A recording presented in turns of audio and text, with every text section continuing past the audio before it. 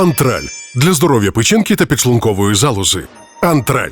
Рішучий і активний міністр закордонних справ Польщі не перестає тішити своїми заявами і діями. Також, сподіваємося, Сікорський не виключає відправлення польських військ до України. Міністр закордонних справ Польщі Радослав Сікорський заявив, його країна не виключає відправлення військ в Україну. Подивіться, на годиннику лише 12:42, а я вже казала про Нідерланди, про Латвію, про те, що вони дозволяють бити по території Російської Федерації західної зброї. А тепер кажу про те, що Польща не виключає відправлення своїх військ ще й до України. Активізовують партнери близькі не дуже.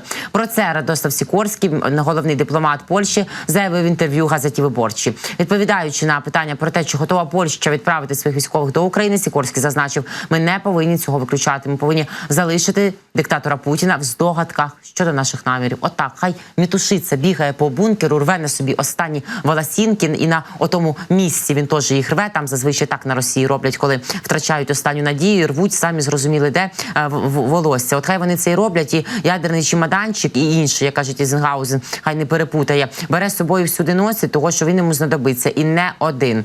Водночас Сікорський не уточнив, яку саме роль відіграватимуть саме польські війська у війні проти України. Також стало відомо, завдяки Сікорському, що російським дипломатам, відсотків 99,9 з яких є працівники російських спецслужб, не раді в Європі.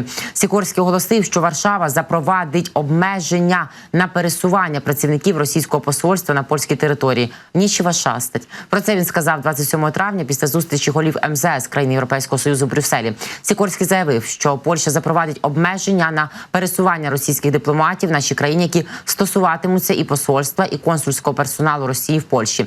Він пояснив, що російським дипломатам дозволять пересуватися лише в межах Мазовії, це територія на сході Польщі, а консулам лише в межах тих воєводств, де вони перебувають на посаді. Виключення зроблять винятки для голови посольства, додав очільник польського МЗС. Інші країни вже мають такі правила, і ми сподіваємося, що інші наслідуватимуть наш приклад, підкреслив Сікорський. Голова польської дипломатії не уточнив причин такого кроку, але всім очевидно, і наголосив він, що Варшава має докази причетності Москви до санкціонування диверсії. Буквально місяць тому Financial Times писала про те, що Росія через таких своїх агентів, дипломатів, засланців готувала і буде готувати диверсії, провокації на території країн Євросоюзу. Тож пазл складається. Ми сподіваємося, що Російська Федерація сприйме це як дуже серйозний попереджувальний сигнал. У 2022 році Європейський Союз вирішив, що російські дипломати більше не можуть користуватися положеннями про спрощення візового режиму, які надавали їм привілейований доступ до ЄС. Однак дипломати РФ все ще можуть отримувати візи і подорожувати країнами Шенгенської зони.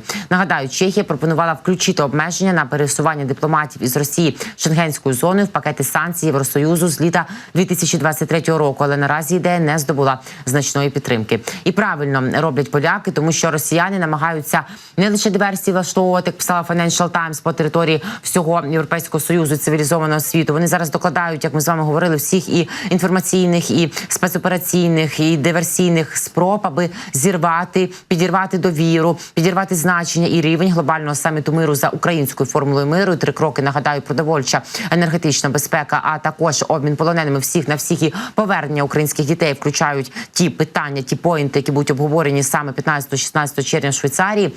Також Жозеп Борель, головний дипломат Євросоюзу, каже, Путін говорить про мирні переговори, але його армія розпочала ще один наступ на Харківщині, і тут якраз уже не б'ється цей пазл.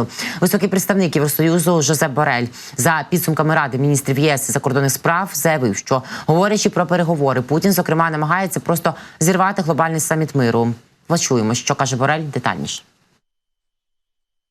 Путін говорить про мирні переговори, але його армія розпочала ще один наступ проти Харкова. Вони обстрілюють щільно заселені цивільні будинки, намагаються підірвати майбутній саміт миру в Швейцарії. Ми повністю підтримуємо цей саміт, який організований Швейцарією за запитом України. Його метою є сприяти майбутньому мирному процесу. Ми працюємо над якомога ширшою участю у цьому заході.